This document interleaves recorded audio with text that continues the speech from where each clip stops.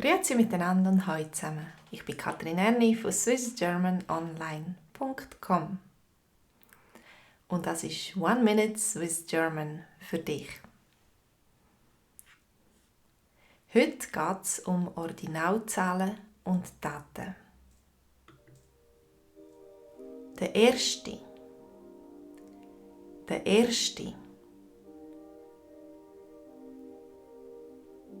Der zweite.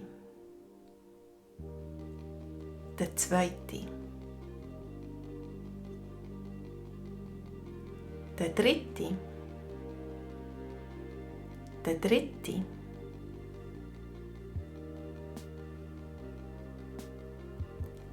Der vierte.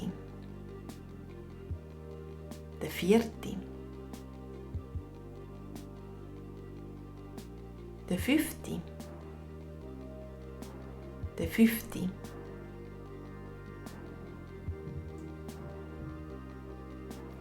Der 1. Juni.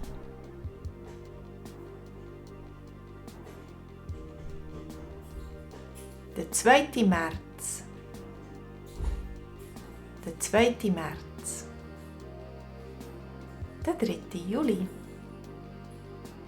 Der 3. Juli. Der 4. Dezember.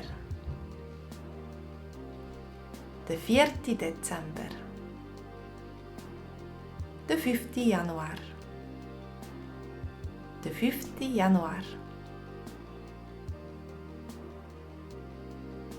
Was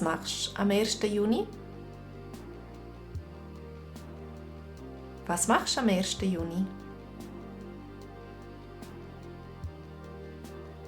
Ich arbeite.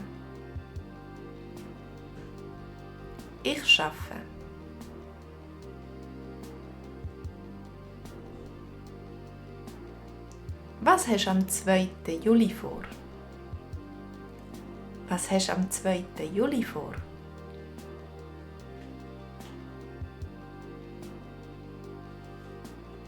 Ich gehe klettern.